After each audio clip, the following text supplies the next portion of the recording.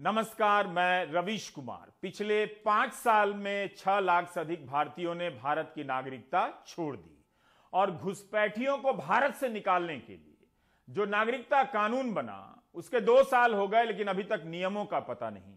9 दिसंबर 2019 को लोकसभा में और 11 दिसंबर 2019 को राज्यसभा में नागरिकता संशोधन विधेयक पास हुआ और कानून बना। 12 दिसंबर को राष्ट्रपति ने दस्तखत कर दिए। यह कानून 10 जनवरी 2020 को अधिसूचित हो गया।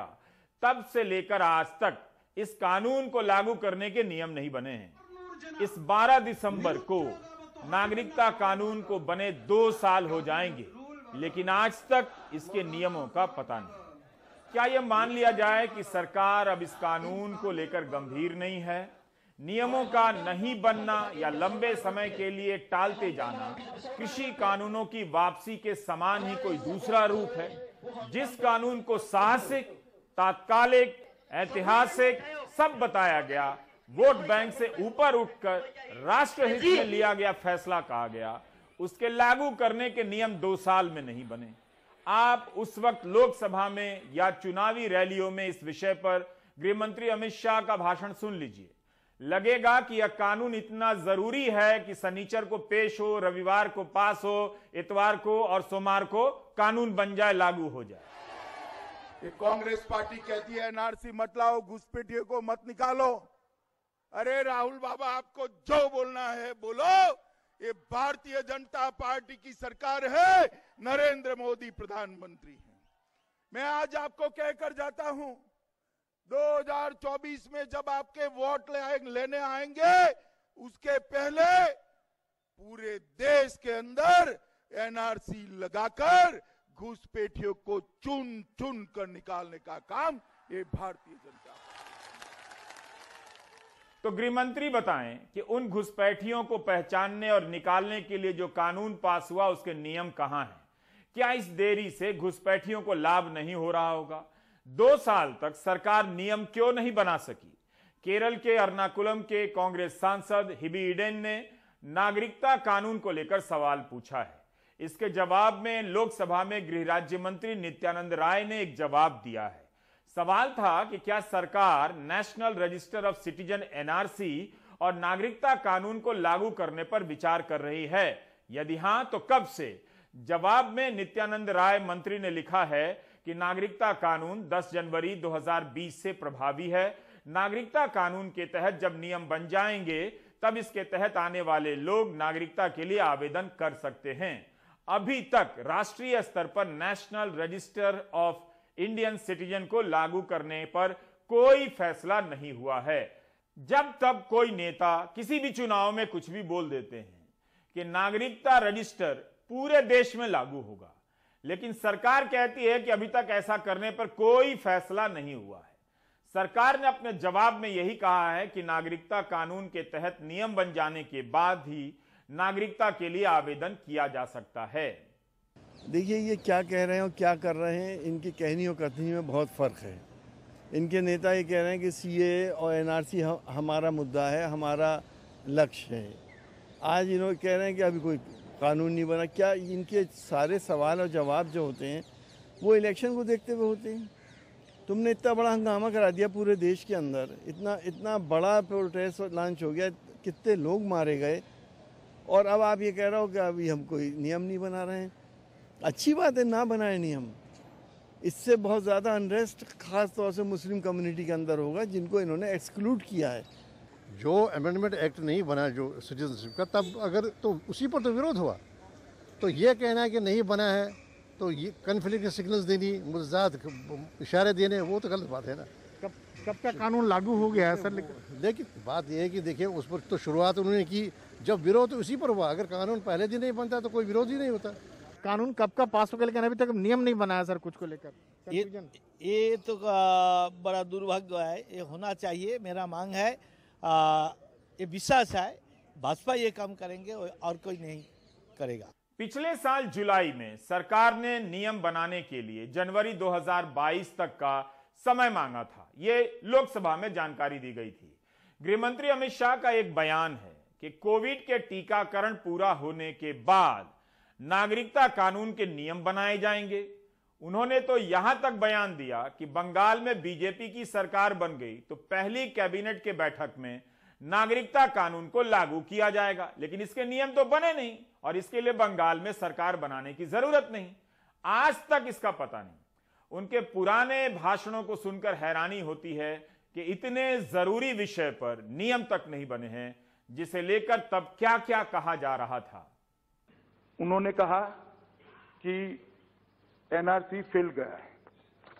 मान्यवर, मैं इस सदन को फिर से एक बार आश्वस्त करना चाहता हूं, जब हम एनआरसी लेकर आएंगे एक भी घुसपैठिया इस देश के अंदर बच नहीं जाएगा। किसी को चिंता करने की जरूरत नहीं। मान्यवर, ओवैसी साहब ने अभी कहा कि एनआरसी का बैकग्राउंड बना रहे हैं।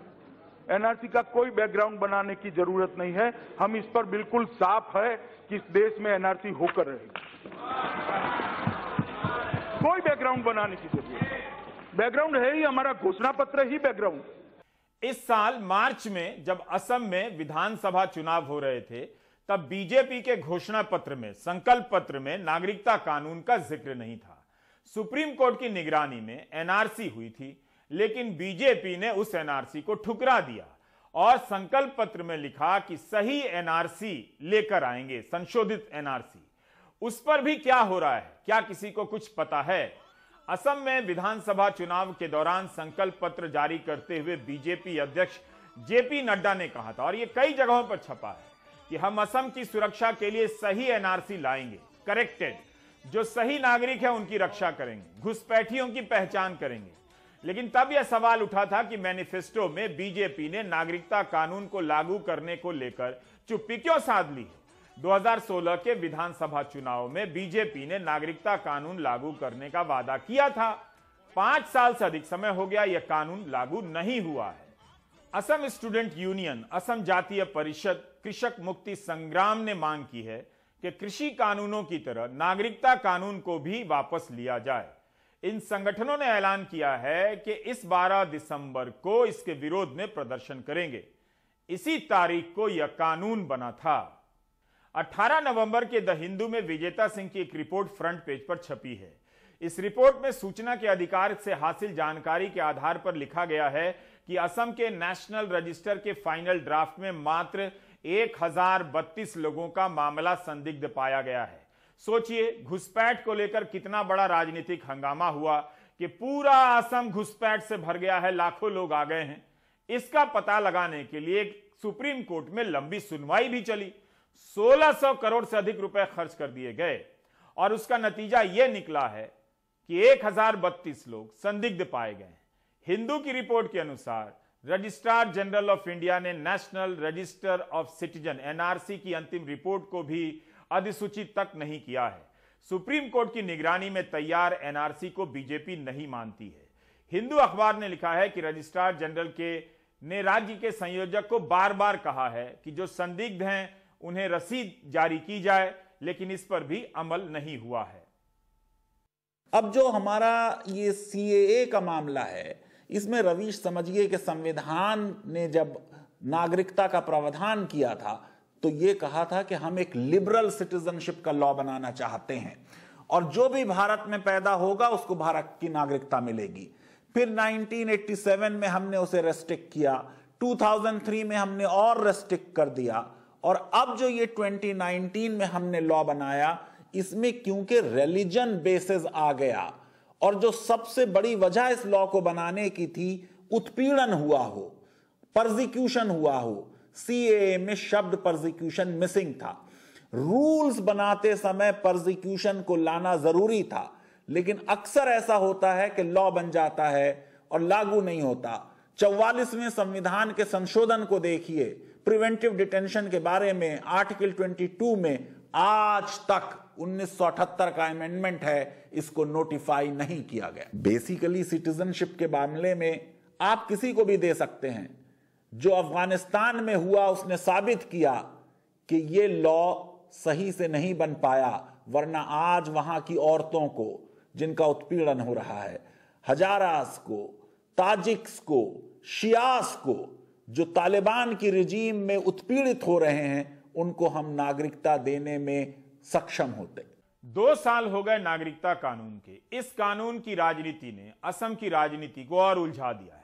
घुसपैठ का बवंडर खड़ा किया गया और उस राजनीति का विस्तार देश के अन्य इलाकों में भी किया गया। कोविड और तालाबंदी के दौर में सरकार नए नए कानून अध्यादेश लेकर आती जाती रही, लेकिन नागरिकता कानून के नियमों को बनाना भूल गई। केरल के सांसद हिबी ईडन के ही सवाल के जवाब में सरकार ने एक और महत्वपूर्ण जानकारी दी है। वो ये है कि 2017 में 1,33,049 भारतीयों ने भारत की नागरिकता छोड़ दी। 2018 में 1,34,561 भारतीयों ने भारत की नागरिकता छोड़ दी। 2019 में 1,44,017 भारतीयों ने भारत की नागरिकता छोड़ दी। 2020 में 85,248 भारतीयों ने भारत की नागरिकता छोड़ दी। सितंबर 2021 तक, यानी इस साल के सितंबर तक 1,11,287 भारतीयों ने भारत की नागरिकता छोड़ दी। इसी जवाब में यह भी बताया गया है कि विदेश मंत्रालय के पास जो सूचना है उसके मुताबिक 1,33,00,000 भारतीय विदेशों में रह रहे हैं। मामूली संख्या तो नहीं है। यह संख्या बताती है कि अवसरों की तलाश में भारतीय किस तरह से पलायन कर रहे हैं। 1.25 करोड़ से अधिक भारतीय विदेशों में हैं। भारतीयों ने बाहर जाकर जो हासिल किया है, क्या वो यहां रहकर हासिल नहीं कर पाते? बाहर गए भारतीयों ने शानदार तरीके से उन देशों की अर्थव्यवस्था में अपना योगदान दिया है। 6 लाख लोगों ने इन 5 वर्षों के दौरान अगर भारतीय नागरिकता छोड़ी है तो कारण जानना चाहिए। ये कौन लोग हैं? क्या ये सुपर अमीर लोग हैं या साधारण लोग भी हैं?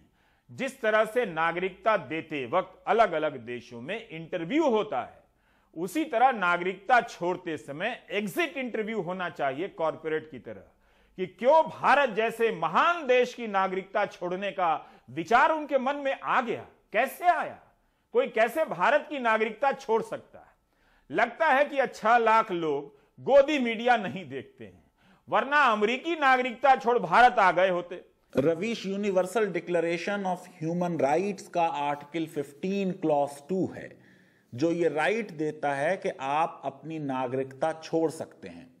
भारत के संविधान का आर्टिकल 9 है, जो कहता है कि आपने अगर किसी दूसरे देश की नागरिकता ले ली तो भारत की नागरिकता समाप्त हो जाएगी। अमेरिका में अगर आप देखें तो 2012 से लेकर अब तक सिर्फ 2,999 लोगों ने सिटीजनशिप छोड़ी है। और रवीश, आपको जान के ताज्जुब होगा कि अर्जेंटीना का संविधान यह कहता है कि अर्जेंटीना का नागरिक अपनी नागरिकता नहीं छोड़ सकता। देखा जा सकता है कि क्या यह कोई नया ट्रेंड है? क्या पहले भी इतने ही लोग हर साल भारत की नागरिकता छोड़ते रहे हैं? संसद में विपक्ष के सांसद लगातार इस तरह के सवाल पूछते रहते हैं। यही नहीं, अगर आप सवालों की सूची देखेंगे तो पता चलेगा कि विपक्ष सरकार पर कितनी पैनी नजर रखता है।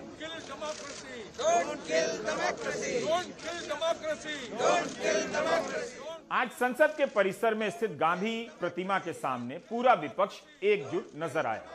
संसद के पहले दिन यहां केवल कांग्रेस का प्रदर्शन हुआ था, लेकिन आज कई विपक्षी दलों के कई सांसद राज्यसभा के निलंबित सांसदों के समर्थन में जमा हुए।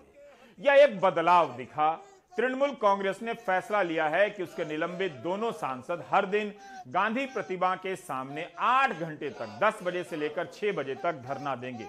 दूसरे दलों के सांसद भी धरने में शामिल हो सकते हैं। निलंबित सांसदों ने माफी मांगने से इनकार कर दिया है।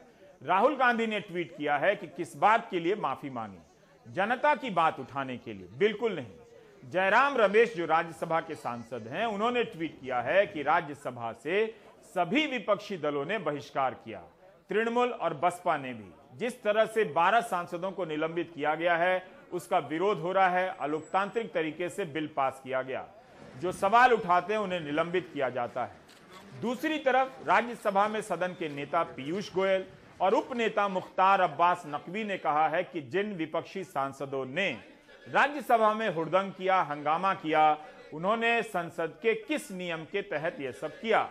संसद की गरिमा को विपक्ष के सांसदों ने शर्मसार किया है और वो खेद जताने को तैयार नहीं।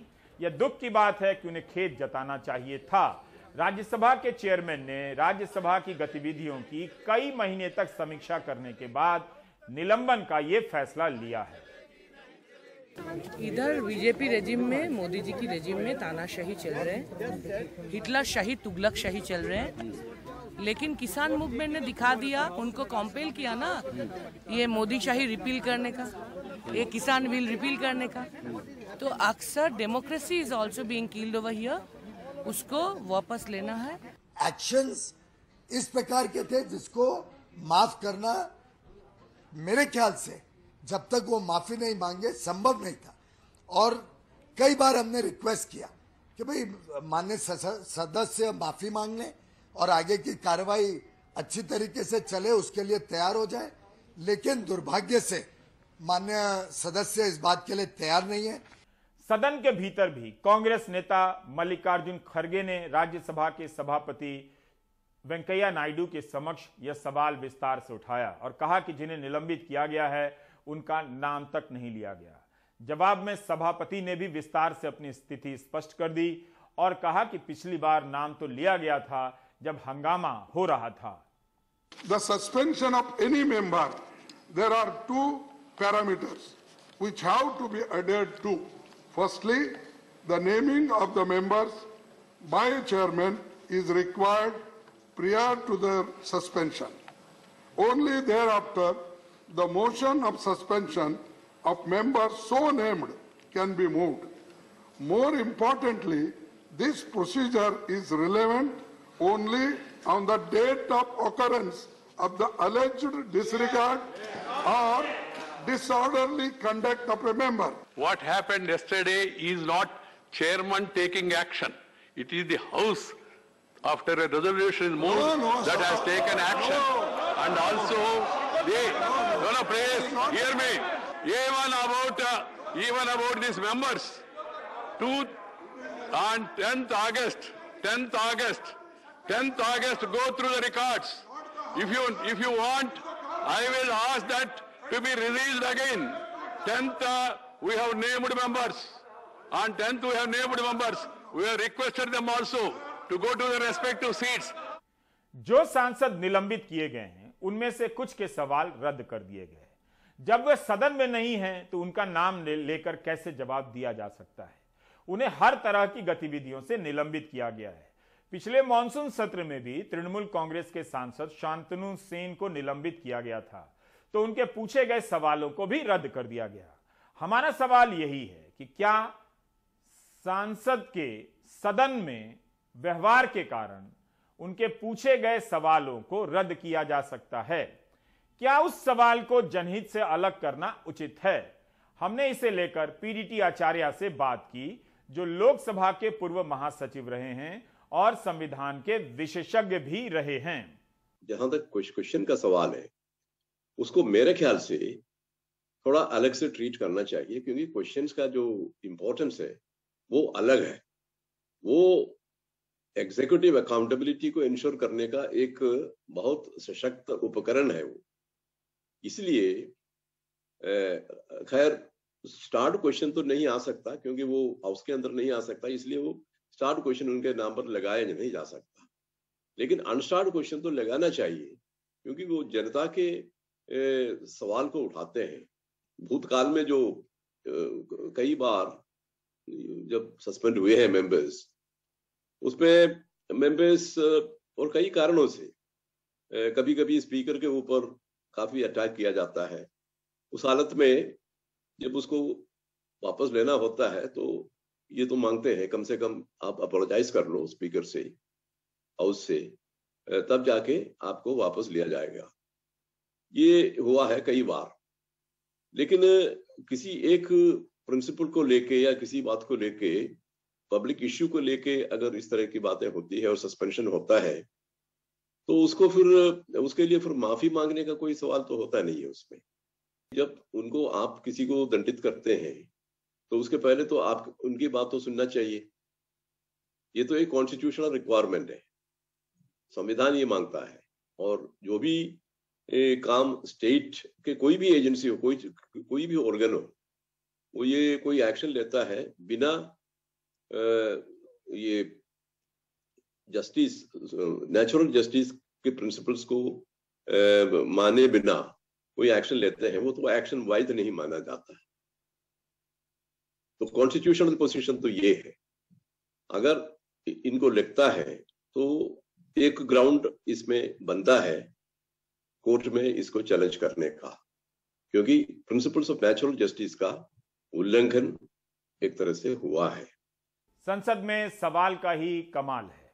बीजेपी सांसद तेजस्वी सूर्या ने पूछा है कि नोटबंदी, जीएसटी और कोविड महामारी के बाद बंद हुई कंपनियों का डिटेल बताइए। तो सरकार ने जो जवाब दिया है उसके अनुसार 2016 के नवंबर में नोटबंदी हुई थी, उसके बाद बंद होने वाली कंपनियों की संख्या बहुत ज्यादा है।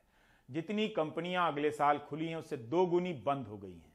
1 जुलाई 2017 को जीएसटी लागू हुई थी, उसके बाद जो नई कंपनियां खुली हैं उससे ज्यादा कंपनियां बंद हुई हैं। यह जवाब वित्त राज्य मंत्री ने दिया है। 2016-17 में बंद होने वाली कंपनियों की संख्या 12,808 थी, जबकि खुलने वाली कंपनियों की संख्या 97,840 थी। लेकिन नोटबंदी के अगले साल 2017-18 में बंद होने वाली कंपनियों की संख्या 2,36,262 हो गई, जबकि खुली 1,08,075। 2017 की जुलाई में जीएसटी लागू हुई थी, तो 2018-19 में बंद होने वाली कंपनियों की संख्या 1,43,233 हो गई, जबकि खुलने वाली नई कंपनियों की संख्या 1,23,938 हो गई।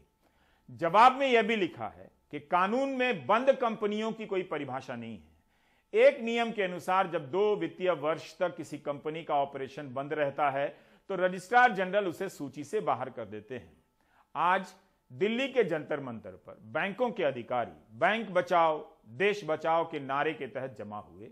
बैंकों के निजीकरण के विरोध में मुकेश सिंह सेंगर ने इस पूरी घटना को कवर किया है।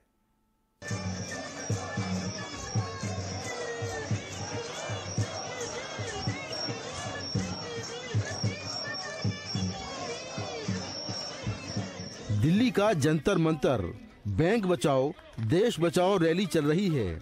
देश भर से बैंक कर्मचारी, किसान और छात्र इकट्ठा हुए हैं। इन लोगों का कहना है कि सरकार संसद के इसी सत्र में बैंकिंग संशोधन बिल लाने वाली है। अगर ये बिल पास हो गया तो सरकारी बैंक निजी हाथों में चले जाएंगे, जो देश के लिए घातक हैं। वित्त मंत्री महोदय के पास 4-5 सवाल है। ये निजीकरण किसके हित में हो रहा है? ये क्या आम आदमी के हित में हो रहा है या चंद पूंजीपतियों के हितों में हो रहा है? अगर बैंक निजीकरण हो जाए, जे आम नागरिक है जिसका जो धनराशि है, जिसका जो जमा पैसा है, ये क्या सुरक्षित रहेगा? प्रदर्शनकारियों का कहना है कि 500 से ज्यादा बैंक पहले ही दिवालिया हो चुके हैं। लोगों का करोड़ों रुपया डूब गया है। सरकार ने कॉरपोरेट का लाखों करोड़ों रुपए का लोन माफ कर दिया है।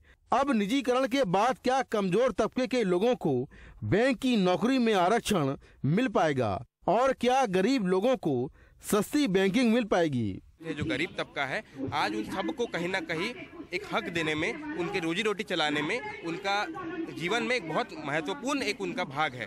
और साथ ही साथ जो प्राइवेटाइजेशन का पूरा नीति है, जो देश को बेचने का, कॉर्पोरेट के हाथ में बेचने का जो एक नव उदारवादी पूरा जो नीति मोदी सरकार का है, उसके हम पूरे विरोध में हैं। तो इंदिरा गांधी जी ने हमारा नेशनलाइजेशन किया था बैंकों का, और अभी जो प्राइवेटाइजेशन कर रहे हैं उसके खिलाफ हम लोग ये मोर्चा निकाला है। हमने भारत यात्रा की है और अभी ये मोर्चा निकल रहे हैं। हमें सरकार से इतनी दरख्वास्त है कि ये प्राइवेटाइजेशन रोक देना चाहिए और बैंकों को ऐसे ही रहना चाहिए जो कि देश के लिए भी हितकारी हो। फिर जॉब सिक्योरिटी सबसे पहली परेशानी है। अभी एक एज के बाद में हमें जॉब मिलना बहुत मुश्किल हो जाता है। एक एज तक ही वो जॉब मिलेगा। अभी वैसे भी जॉब्स है ही नहीं, गवर्नमेंट जॉब है ही नहीं अभी, और उसके बाद ये भी ख़त्म हो जाएगी अपॉर्चुनिटी, तो हम लोग कैसे आगे फेस करेंगे अपनी?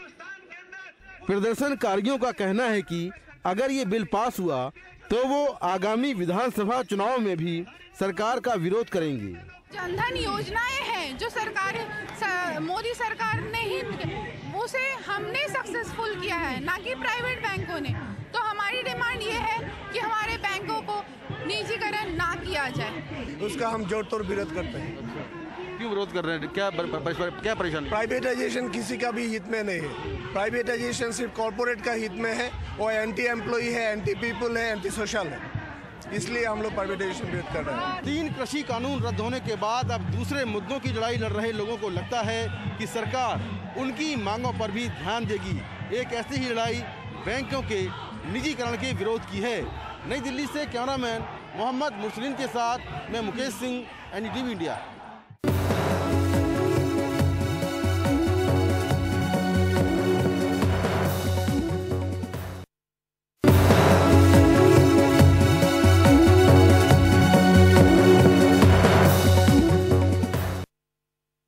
कोरोना के नए वेरिएंट के खतरों के बीच करीब 45,000 डॉक्टर घर बैठे हैं और देश भर के रेजिडेंट डॉक्टर हड़ताल पर हैं। कोरोना की वजह से पहले ही नीट की परीक्षा देर से हुई, अब काउंसलिंग नहीं हो पा रही है। रेजिडेंट डॉक्टर ने अब 3 दिसंबर तक सारे अस्पतालों में कामकाज बंद करने की धमकी दी है। रवीश रंजन शुक्ला की यह रिपोर्ट देखिए। ये देश के अलग अलग शहरों के रेजिडेंट डॉक्टर्स की तस्वीरें हैं। कोरोना की वजह से पहले नीट टली, कुछ दिन बाद जब परीक्षा हुई तो अब काउंसलिंग नहीं हो पा रही है। इसी वजह से कोरोना के नए वेरिएंट ओमिक्रॉन के खतरों के बावजूद करीब 45,000 डॉक्टर घर बैठे हैं। पीजी के पहले साल के छात्रों के अब तक न आने का खामियाजा शंकर जैसे डॉक्टर भुगत रहे हैं। शंकर पीजी के दूसरे साल में हैं, लेकिन अस्पताल में इनको पहले साल के छात्र के तौर पर ही अब तक काम करना पड़ रहा है। एग्जाम है नीट, जनवरी में होना था, लेकिन उसको कोविड की वजह से उसको सितंबर में हुआ वो एग्जाम। पहले से ही 8 मंथ का डिले हो गया। सो कोई नहीं तो एटलीस्ट जब एग्जाम हुआ तो तुरंत से तुरंत काउंसलिंग करके भर्ती कर देना चाहिए था, बट उधर भी डिले कर दिया। और एक नया मामला आ गया कि EWS का, वो अभी कोर्ट में चल रहा है। अभी 3rd वेव आएगा तो डॉक्टर्स ही नहीं है अस्पताल में, तो काम कौन करेगा? आपने देखा है कि 2nd वेव में कितना लोग डेथ हुए थे। अब 3rd वेव आ गया तो हॉस्पिटल में डॉक्टर ही नहीं रहेंगे। हालांकि सरकार के साथ डॉक्टरों की बातचीत भी हुई है। केंद्रीय मंत्री ने समस्या को जल्द निपटाने की बात कही है, लेकिन डॉक्टरों ने 3 दिसंबर से अस्पताल के सभी कामकाज ठप करने की धमकी दे दी है। कोरोना की लहर जब पीक पर थी तब इन्हीं रेजिडेंट डॉक्टर को फ्रंट लाइन वर्कर का दर्जा देकर इन्हीं से सबसे ज्यादा वार्डों में काम लिया गया। लेकिन जैसे ही ये कोरोना की लहर हल्की पड़ी, अब इन्हीं रेजिडेंट डॉक्टर की पढ़ाई और शोध सबसे ज़्यादा प्रभावित हो रही है। ये सब उस देश में हो रहा है जहां पर हर 1000 भारतीयों पर महज एक डॉक्टर है। दिल्ली से रवीश रंजन शुक्ला, NDTV इंडिया। आप देख रहे थे प्राइम टाइम। नमस्कार।